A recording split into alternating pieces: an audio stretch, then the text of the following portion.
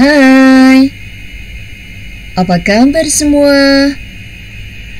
Jumpa lagi bersama Bu Hindun. Mari kita lanjutkan belajar bahasa Indonesia dengan materi resensi bagian kedua.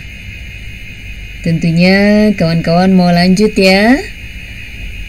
Selamat menyimak tayangan ini. Pada bagian kedua ini, kita akan mengupas, mempelajari tentang sistematika resensi, tahap penulisan resensi, contoh, perbedaan judul resensi dengan judul buku, dan bagaimana menentukan sikap dan menilai buku dalam sebuah resensi. Ayo, mari teman-teman perhatikan ya untuk materi resensi bagian kedua. Teman-teman, sistematika resensi atau bagian-bagian resensi yang disebut juga atau dikenal dengan istilah unsur-unsur resensi. Unsur yang membangun sebuah resensi itu: 1. Judul resensi. Jadi, kalau kawan-kawan mau membuat resensi, pertama dibuat judul resensinya, ya. Ingat, judul resensi, bukan judul buku atau judul karya tersebut. Kemudian yang kedua, identitas buku. Yang ketiga, pendahuluan. Keempat, tubuh resensi. Dan terakhir adalah penutup. Baik, judul resensi. Satu persatu ya, kita kupas. Judul resensi harus menggambarkan isi dari sebuah resensi. Penulisan judul resensi harus jelas, singkat, dan tidak menimbulkan kesalahan penafsiran. Judul resensi juga harus menarik, sehingga menimbulkan minat membaca bagi calon pembaca. Sebab awal keinginan membaca dari seseorang, siapapun dia yang ingin membaca, tentunya didahului dengan melihat judul tulisan. Nah, kemudian identitas buku. Resensi yang ada di media cetak ya adalah identitas buku yang harus diinformasikan secara objektif. Jadi apa adanya ya. Teman-teman tentunya tulis apa judul buku yang akan teman-teman resensi, siapa pengarangnya ya. Jadi tulis apa adanya secara objektif. Penerbitnya siapa, tahun terbitnya kapan, cetakan berapa, cetakan ke-1, ke-2, atau biasanya cetakan pertama ya kalau mau meresensi. Tebal bukunya. Nah, buku itu beragam. Ada yang sangat tebal, sekian halaman, ada yang sedang, ya, ada yang tipis. Ukurannya juga tidak sama. Ada buku yang bisa dimasukkan kantong atau buku saku. Ada buku yang lebar, besar, ya. Seperti buku-buku yang biasa dipakai oleh anak-anak di sekolah taman kanak-kanak atau playgroup. Biasanya bukunya tebal, besar. Setiap lembarnya dengan karton yang sangat kuat atau keras, dan pengerjaan bukunya itu dijahit sehingga tidak mudah sobek.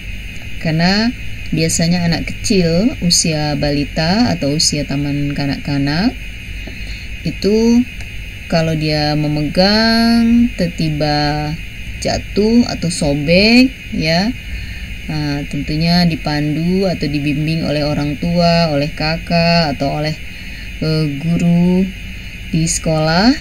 Nah, ini harus membuat mereka merasa nyaman. Jangan sampai anak kecil itu suka rebutan terus sobek, ya. Ditarik sana, ditarik sini. Nah, kalau pengerjaan bukunya tidak dengan lem yang kuat atau tidak dijahit pinggirnya, seperti asal menjilid begitu saja, dipakai oleh anak kecil, buku itu ya pastinya bisa cepat rusak. Makanya kualitas buku, jenisnya itu berbeda-beda, beragam pengerjaannya. Dan yang terakhir, tentu sebagai bagian dari identitas buku, ya harga buku pun variatif. Buku yang tadi pengerjaannya dengan dijahit bagian pinggirnya atau tepi dan tebal, full color,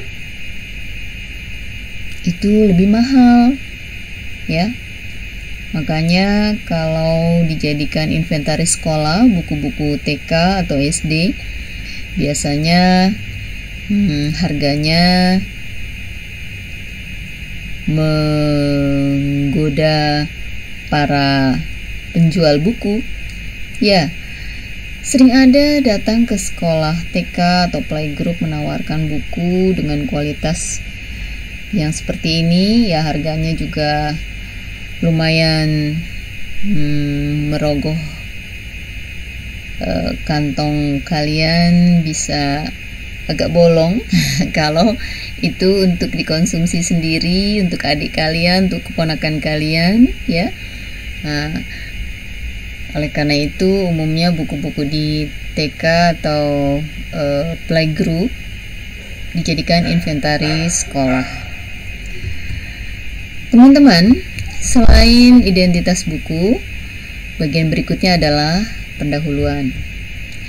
Nah, di bagian pendahuluan ini, teman-teman dapat memulai dengan pemaparan siapa pengarang buku itu.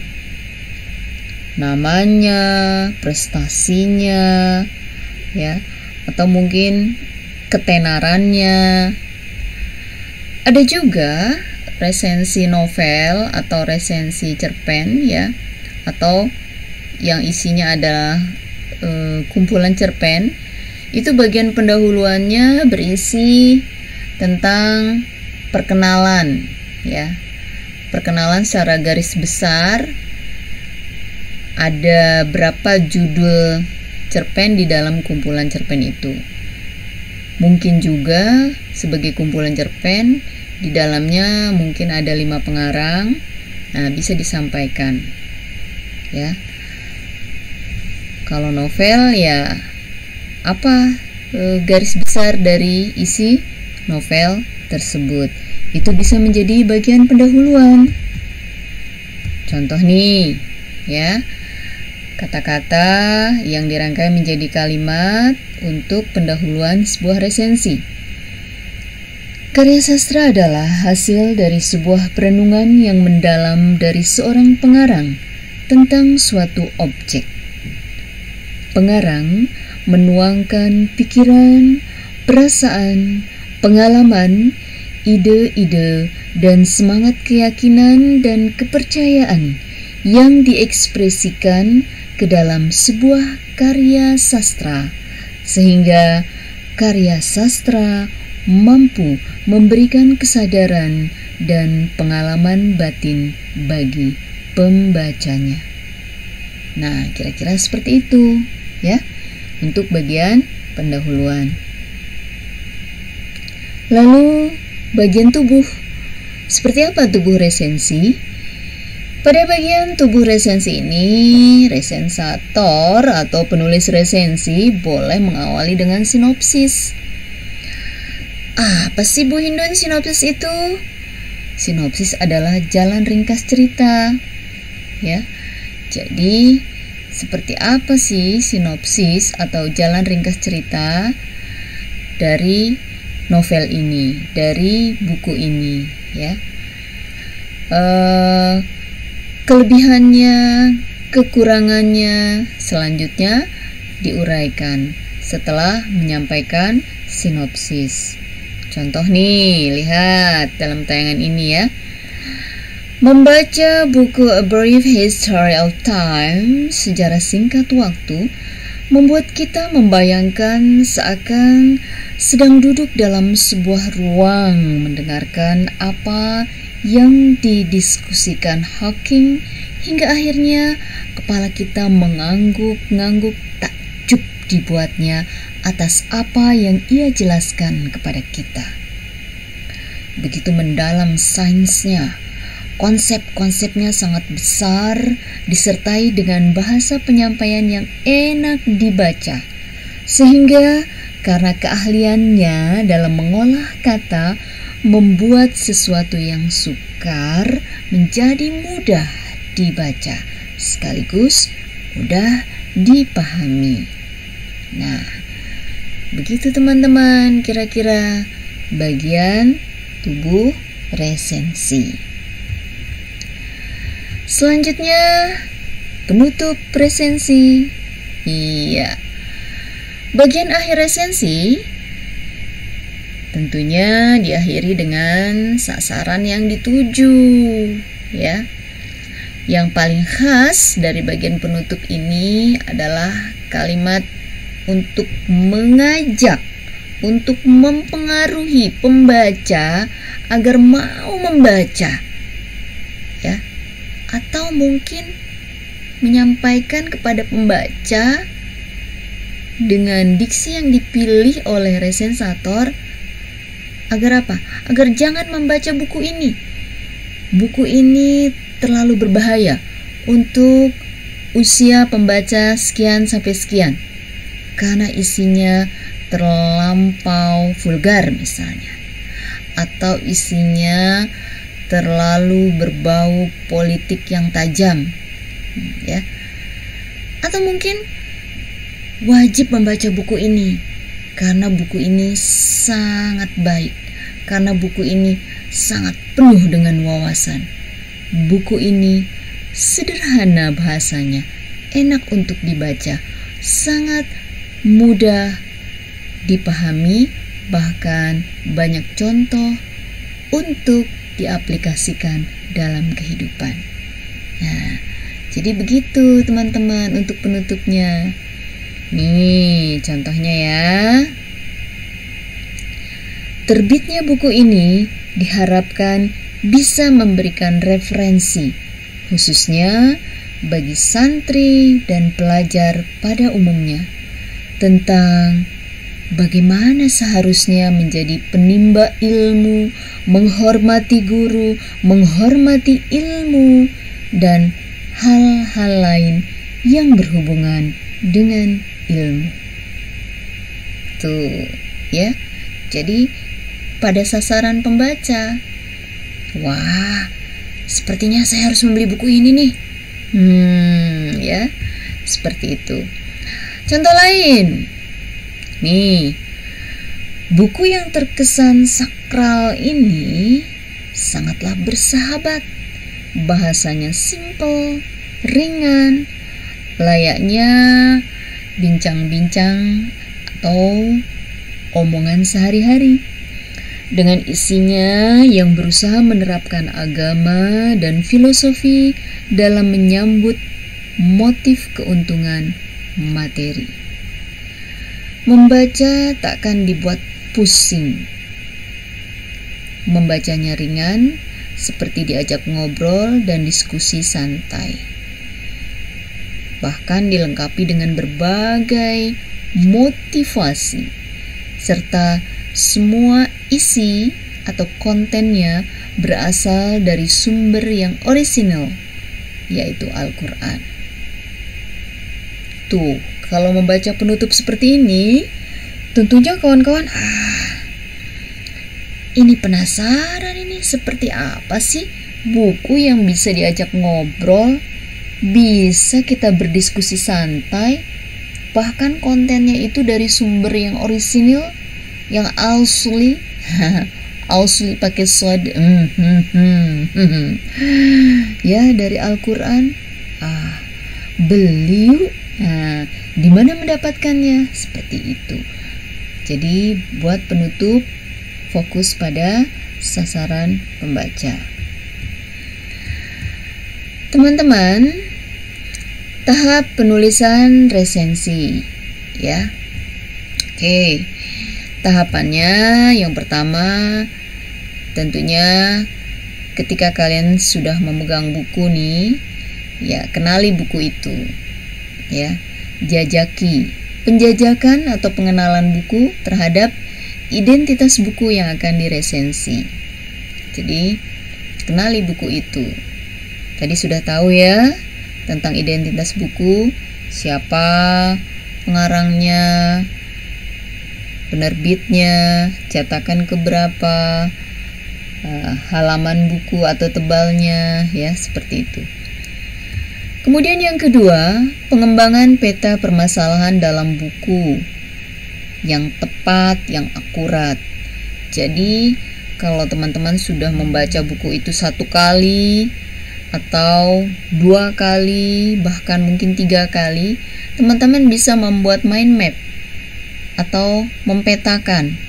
Oh, buku ini mau menyampaikan ini, dan ini.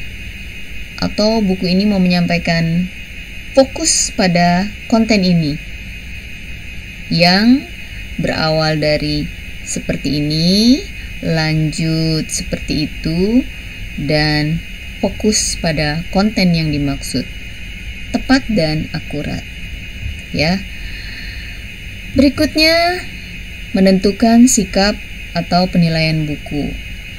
Kalian sebagai seorang resensator atau yang meresensi buku itu harus punya sikap, setuju atau tidak. Menurut kalian betul-betul unggul buku ini dan layak untuk dibaca oleh kalangan pembaca A, kalangan pembaca B, kalangan pembaca C. Nah, kalian harus tentukan sikap. Oh, buku ini sangat bagus untuk anak usia balita. Oh, buku ini keren kalau pembacanya adalah remaja. Buku ini luar biasa bagi pembaca semua usia. Karena di dalamnya banyak nilai kehidupan. Nah, jadi sikap kalian setuju atau tidak terhadap keunggulan-keunggulan dari karya tersebut itu harus jelas, ya. Lalu kalian harus merevisi atau mengoreksi, karena usai kalian membuat sebuah karangan yang berbentuk resensi, dibaca kembali, diedit lagi supaya lebih cermat, tidak ada huruf yang keliru, ya, diksi yang tidak tepat dan sebagainya. Baik, kita awali tadi penjajakan atau pengenalan buku terhadap identitas buku yang akan diresensi. Jadi, sebetulnya hal ini untuk mengetahui tema dari buku itu, ya. Siapa yang mengarang tadi ya, sudah Ibu sampaikan sebagai identitas buku. Nah, oh ini ternyata pengarangnya adalah Profesor bla bla bla bla atau Dr. Hindun MPD. Wah, karena apa? Karena bukunya buku ilmiah. Atau kalau teman-teman sudah membaca, ada juga Profesor Endri Buriswara mengarang sebuah novel, ya. ternyata bukan buku ilmiah, tapi buku fiksi. Seperti apa reputasinya ya atau prestasinya? Tadi sudah Ibu Hindun sampaikan ya. Lalu kalau buku itu adalah buku kesekian, berarti dia sudah menulis berapa karya ya. Atau barangkali ini adalah buku kedua, buku ketiga, sambungan dari buku-buku sebelumnya. Dan intip juga, sampaikan juga kepada pembaca di dalam resensi Anda. Wah, ini penerbitnya sudah tidak diragukan ya. Penerbit A atau penerbit B ya. Seperti itu. Sampai dengan harga buku. Karena untuk mengenal buku itu berarti menyampaikan tentang identitas buku. Ya. Nih, lihat nih ya. Perbedaan antara judul resensi dengan judul buku. Judul bukunya Hidup Berdampingan dengan Plato. Oh, bukan. Bukan itu, Bu Hindun. Bagus. Berarti teman-teman sudah melihat slide ini dan sangat paham beda antara judul buku dengan judul resensi. Judul bukunya yang ini nih ya. Jejak Langkah Pemikiran Plato. Itu dia judul bukunya. Tepuk tangan dulu. Nah, judul resensinya yang di atasnya, yang Ibu Hindun sebut tadi, Hidup Berdampingan dengan Plato. Jadi antara judul buku dengan judul resensi ya harus dibedakan kalau kalian mau membuat resensi. Nah, buku ini ternyata buku terjemahan. Kalau buku terjemahan, tulis diterjemahkan dari mana, ya. Penulis aslinya siapa, penerjemahnya siapa. Lihat itu, harga bukunya Rp68.000. Bu Hindun, bagaimana kalau harganya dolar? Ya tulis dengan dolar. Kalau harganya euro, tulis dengan euro, ya. Jadi buku itu beragam harganya. Tergantung konten dan kualitas seluruh produksi dari buku itu. Nih lihat ya, bagian bawah slide Bu Hindun tulis, perhatikan. Hidup Berdampingan dengan Plato merupakan judul resensi.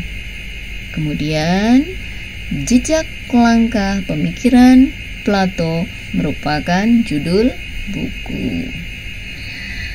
Oke, kemudian pengembangan peta permasalahan dalam buku ya, yang tadi sudah Ibu Hindun sampaikan.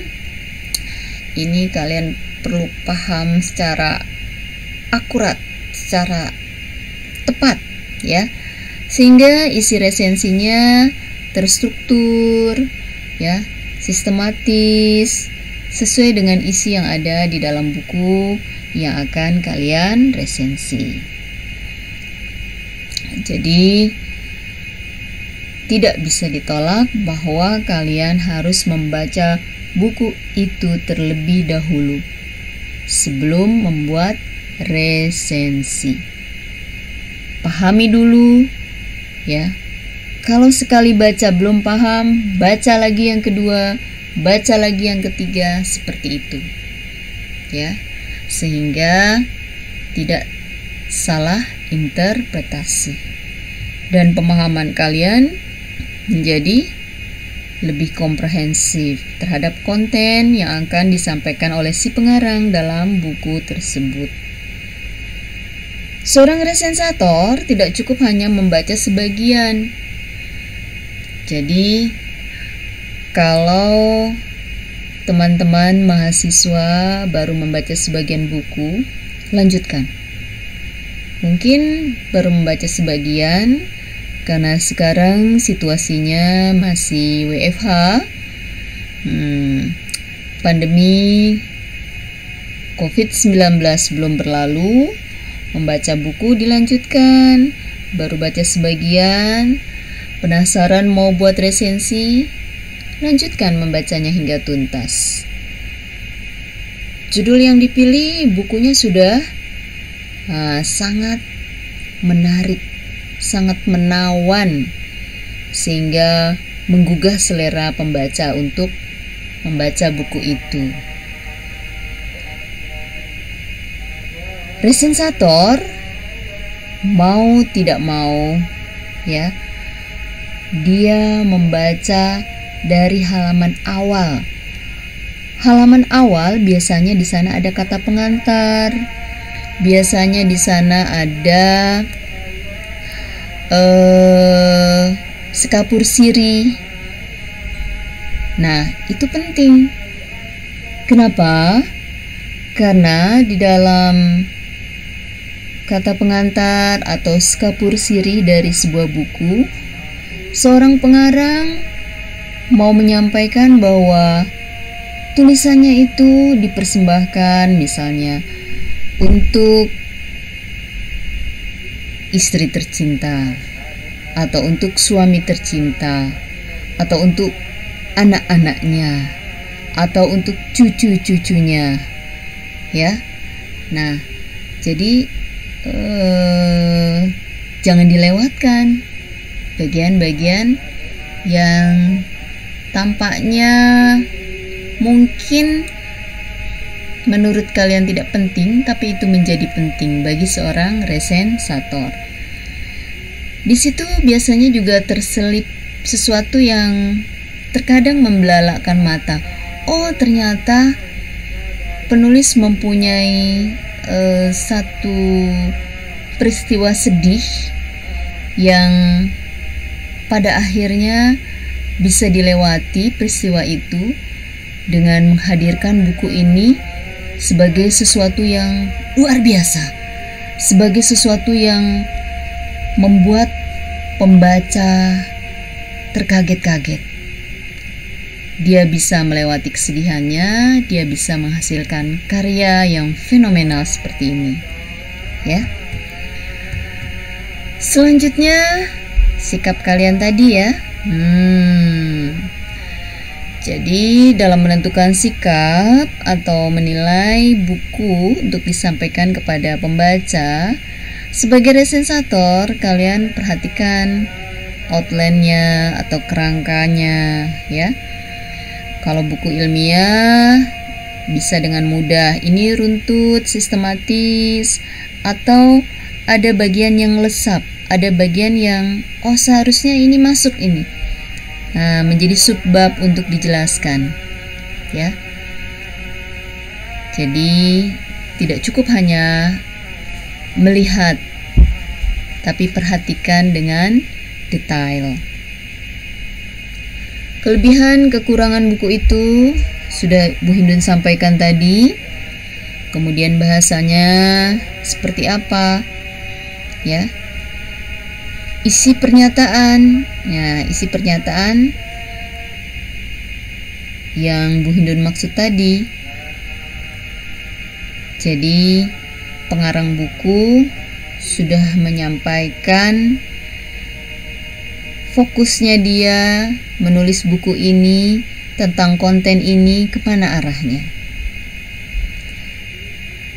Yang tidak boleh dilupakan tentunya untuk kalian mengatakan ini kelebihannya atau ini kekurangannya. Apa itu? Iya, aspek teknis, ya. Bagaimana jenis kertasnya, ukuran bukunya.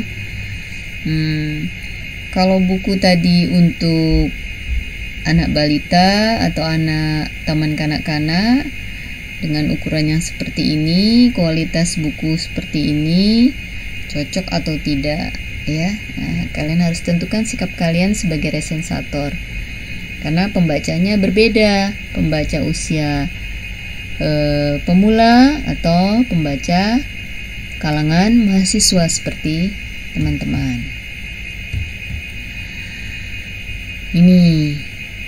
Ini yang terakhir, merevisi atau mengoreksi hasil resensi kalian. Sebagai resensator, ketika menulis resensi hendaknya koreksi lagi, baca lagi, ya. Merevisi hasil resensi dengan menggunakan dasar-dasar dan kriteria-kriteria yang telah ditentukan sebelumnya.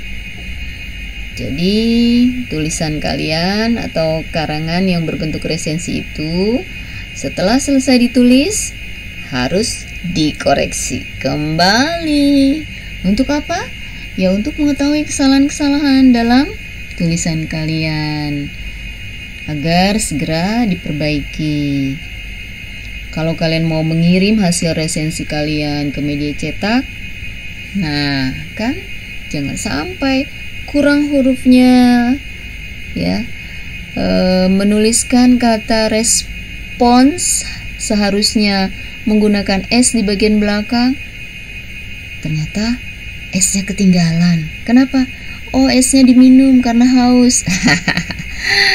Ya, Bu Hindun bercanda. Ya, jadi respons pakai S belakangnya, jangan tertinggal.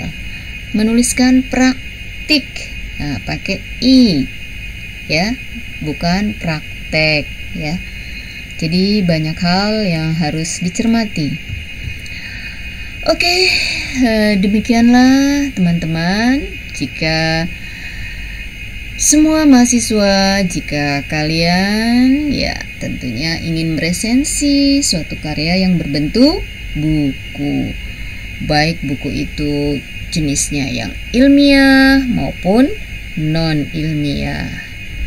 Nah, teman-teman, kalau buku yang berjenis ilmiah tadi disebut juga buku-buku non-fiksi. Sedangkan buku yang berjenis non-ilmiah disebut juga buku fiksi. Oke deh, selain buku nih. Nah, selain buku, karya lainnya yang juga bisa diresensi adalah film. Ya, silahkan. Bu, saya senang nonton film. Saya mau menjadi resensator, tapi yang diresensi film. Boleh tidak? Silahkan. Ya, berarti kalian resensator film. Bu, saya senang musik, Bu. Bagaimana? Boleh saya meresensi musik? Boleh. Ya. Jadi yang diresensi tidak hanya buku, bisa film, bisa musik, bisa drama, bisa sendra tari, bisa pementasan teater. Silahkan saja. Karena sifatnya yang diresensi adalah seluruh karya. Ya. Karya yang dihasilkan sebagai produk kreativitas manusia, baik itu yang fiksi maupun yang non-fiksi. Baik, sampai di sini apakah sudah paham semuanya? Atau ada yang mau bertanya? Oke deh, kalau tidak ada, Bu Hindun sajikan 9 video resensi pilihan. Coba berikan jempol kalian. Teruntuk mahasiswa semester 2B, jurusan PGMI, Fakultas Ilmu Tarbiyah dan Keguruan UIN Syarif Hidayatullah Jakarta. Selamat ya. Video kalian, video resensi terpilih. Ada 9 orang loh. Yuk kita saksikan.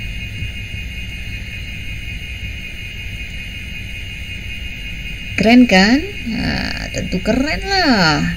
Karena kalian semua di masa COVID ini tetap di rumah saja dan membaca buku.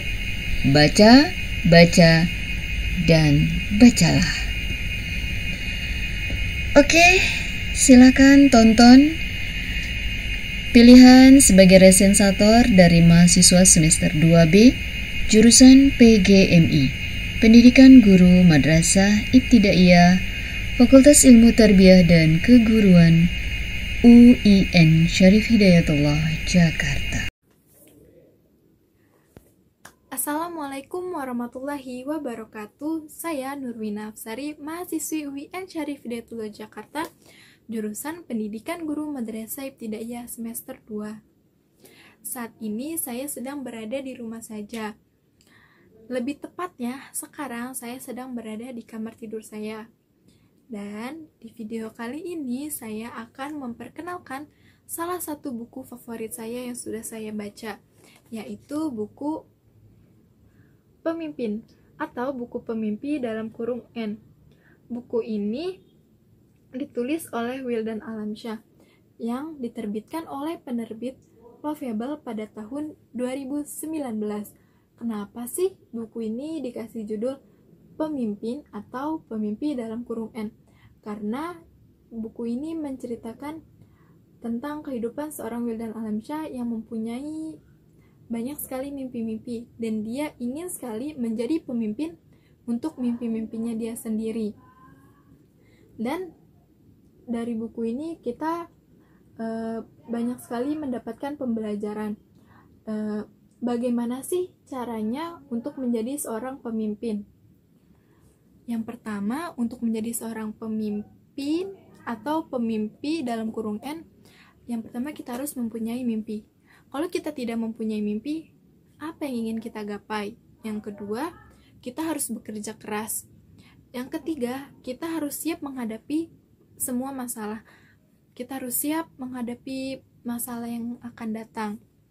Lalu, yang terakhir, harus maju terus, pantang mundur. Jika kita mengalami proses kegagalan, kita harus tetap berjuang, kita harus tetap berusaha, kita harus tetap bangkit lagi untuk menggapai mimpi-mimpi kita sendiri, agar kita bisa menjadi pemimpin untuk mimpi-mimpi kita sendiri. Cukup sekian video dari saya, kurang lebihnya mohon dimaafkan. Wassalamualaikum warahmatullahi wabarakatuh. Assalamualaikum warahmatullahi wabarakatuh. Saya Muhammad Syafi Azami, mahasiswa kelas 2B. Kali ini saya akan membahas sebuah novel karya dari Taufikur Rahman Al-Ajizi yang diberi judul Alif. Yang pertama, kita bakal bahas dari covernya dulu. Dari covernya ini udah jelas banget, udah tertera nih dua tokoh utamanya, laki-laki sama perempuan ini. Dan di sini juga udah ditulis di sini, siapakah yang sedang kucari, sesungguhnya adikku atau diriku sendiri. Dan kita bakal lihat belakangnya juga. Sinopsisnya di sini ditulis jelas. Cerita ini tentang apa? Di sini ada. Demikianlah kegundahan hati Wisnu dalam perjalanan pencariannya. Wisnu, tokoh utamanya, mencari adiknya Jahra yang pergi entah kemana karena kecewa berat terhadap Tuhan yang telah merenggut nyawa ayah dan ibunya. Jelas kan? Novel ini bahas tentang apa? Nah, dalam pencariannya ini si Wisnunya juga ikut bimbang terhadap Tuhannya. Hampir. Yang kedua kita bakal bahas isinya. Novel ini sendiri ada 526 halaman. Nih, lihat.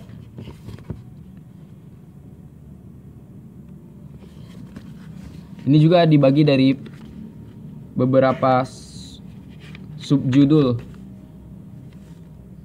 Beberapa bagian ya di sini.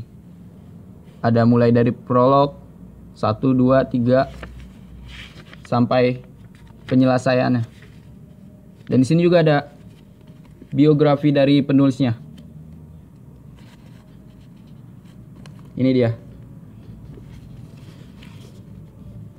biografinya. Dan menurut saya novel ini bagus banget. Banyak banget kelebihannya, selain menjelaskan, membuat kita terbawa dengan apa yang ada di novel ini. Dan kekurangannya menurut saya karena ini halamannya banyak, ini bisa ngebuat kita bosen ya tentunya bacanya. Tapi ini bagus banget, recommend banget buat teman-teman yang lagi nyari novel. menurut saya ini mesti dicari. Terima kasih dari saya. Wassalamualaikum warahmatullahi wabarakatuh. Assalamualaikum warahmatullahi wabarakatuh. Perkenalkan, nama saya Risa Maulida, jurusan PGMI kelas 2B. Kali ini saya sedang berada di rumah saudara saya, tepatnya di Kampung Kolelet, Kabupaten Serang, Banten. Nah, tepat di depan rumah saudara saya itu terbentang sawah yang luas dan juga pegunungan. Setelah berkunjung ke rumah saudara, ternyata saya dibekali oleh banyak sekali buku. Tetapi, buku yang baru saya baca hanya satu, yaitu buku yang berjudul My Enemy Is Me. Buku ini ditulis langsung oleh Syafi'i Effendi, salah satu trainer dan motivator termuda di Indonesia. Buku ini diterbitkan oleh penerbit WR di Yogyakarta pada tahun 2016 dengan tebal halaman 85. Dalam buku ini disebutkan bahwa kita tuh nggak perlu buru-buru cari musuh. Musuh terbesar dan terberat itu ya diri kita sendiri. Diri kita yang masih males-malesan, diri kita yang masih menyia-nyiakan waktu, diri kita yang masih nggak memanfaatkan waktu dengan baik, dan lain-lain. Nah, di sini juga Syafi'i Effendi memberikan beberapa tips tentang gimana sih cara mengatur waktu supaya kita tuh bisa sukses di usia muda. Dan insya Allah buku ini sangat bermanfaat sekali. Assalamualaikum warahmatullahi wabarakatuh. Ya, sekarang saya berada di atas rumah, ya di tanamannya itu, sambil membaca buku Rasulullah is My Doctor. Nah, ini terbitan karya Jerry D. Gray.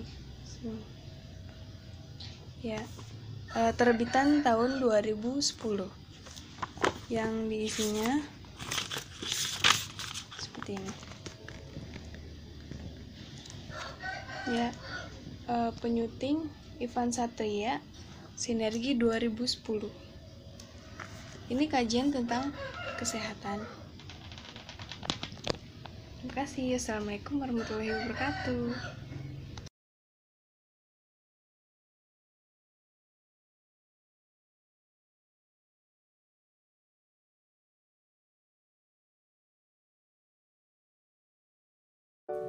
Bismillahirrahmanirrahim. Assalamualaikum warahmatullahi wabarakatuh. Alhamdulillahirrahmanirrahim. Wassalatu wassalamu ala asyrofil anbiya'i wal mursalin wa ala alihi wa sahbihi ajmain, amma ba'du. Perkenalkan, saya Siti Zuhaida dari kelas 2B Pendidikan Guru Madrasah Ibtidaiyah UIN Syarif Hidayatullah, Jakarta. Kali ini saya sedang berada di teras depan rumah ini. Dalam video kali ini saya ingin menampilkan sebuah buku yang berjudul Kunci Surga. Buku ini ditulis oleh Bapak Hasan Ibrahim, kemudian dicetak penerbitnya oleh Mihrab Saintifika.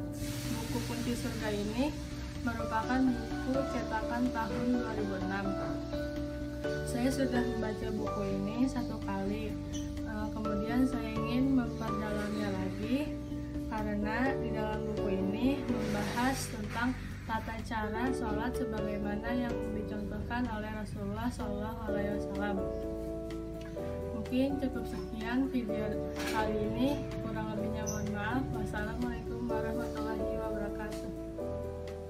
Perkenalkan, nama saya Irma Safitri, mahasiswa UIN Syarif Hidayatullah, Jakarta, jurusan Pendidikan Guru Madrasah Ibtidaiyah. Oke teman-teman, kalau kalian bertanya di mana tempat favorit saya di rumah yang indah ini, yaitu kamar tidur saya sendiri. Kenapa? Karena tempat inilah yang selalu membuat saya nyaman dan tenang. Walaupun sangat kecil dan tidak terlalu rapi, tapi bagi saya tempat ini adalah favorit saya. Disinilah tempat ini saya selalu melakukan kegiatan seperti mengerjakan tugas kuliah. Oke teman-teman, di sini saya sudah membawa buku yang telah saya baca selama pandemi virus corona ini. Buku ini saya beli di Gramedia sebelum datangnya virus corona. Buku ini berjudul Modis Tapi Ahlul Jannah, Menjadi Muslimah dan Solihah Penghuni Surga. Buku ini ditulis oleh Izati Konita Nailia dan diterbitkan oleh Saufa. Buku ini cetakan pertama pada tahun 2015. Dan isi penampilan buku ini yaitu solihah, gaul, dan modis tentu menjadi harapan setiap muslimah tanpa kecuali Anda sendiri. Namun, tak jarang muslimah justru terjebak pada kata gaul dan modis. Penampilan modis ala gaul kekinian, tapi sholat ditinggalkan. Lalu bagaimana menyimbangkan ketiganya, yakni menjadi solihah namun tetap gaul dan modis? Jangan bingung, karena jawabannya ada di buku ini. Buku ini juga menyajikan langkah-langkah menjadi remaja solihah yang gaul dan modis, disertai biografi perempuan yang solihah dan yang patut Anda teladani. Buku ini sangat bagus buat kalian. Assalamualaikum warahmatullahi wabarakatuh, ibu dan teman-temanku. Ini dialah kampung halaman saya di Kepulauan Seribu, tepatnya di Pulau Lancang, Kelurahan Pulau Pari. Ya, di sini suasana seperti ini enaknya kita sambil diisi dengan membaca buku, menambah pengetahuan. Ya, yang saya akan kasih tahu, buku yang saya akan baca ini itu buku tentang membuka tabir pintu langit, seperti ini bukunya. Ya, jadi buku ini itu karya Insinyur Haji Siswo Sonionto, diterbitkan oleh penerbit Misyaf DP Mijan Publika di tahun 2008. Jadi buku ini itu, apakah saya sudah membacanya? Yang tadi saya sudah membaca mungkin 1 sampai dengan 2 halaman. Buku ini tentang menjelaskan tentang kebesaran Allah SWT dengan penciptaannya. Ya, seperti itu. Sekian dari saya. Assalamualaikum warahmatullahi wabarakatuh. Guru Zakiatul Ula dari kelas 2B jurusan Pendidikan Guru Madrasah Ibtidaiyah UIN Syarif Hidayatullah Jakarta. Sekarang saya sedang berada di salah satu spot terfavorit saya di rumah ini, yaitu kamar tidur saya. Karena di sini tempat di mana saya melakukan banyak kegiatan seperti mengerjakan tugas kuliah, membaca buku, atau menonton film-film favorit saya. Di sini saya mempunyai salah satu buku favorit saya, yaitu novel yang berjudul Manusia Setengah Salmon karya Raditya Dika. Dan buku ini menceritakan kumpulan tulisan komedi sang penulis, yaitu Raditya Dika, dengan 9 bab tentang pindah rumah, pindah hubungan keluarga, sampai pindah hati. Buku ini berisi 258 halaman dan diterbitkan oleh penerbit Gagas Media. Juga buku ini merupakan cetakan pertama pada tahun 2011. Dan di dalam buku ini juga banyak mengandung humor-humor yang dapat membuat saya tertawa.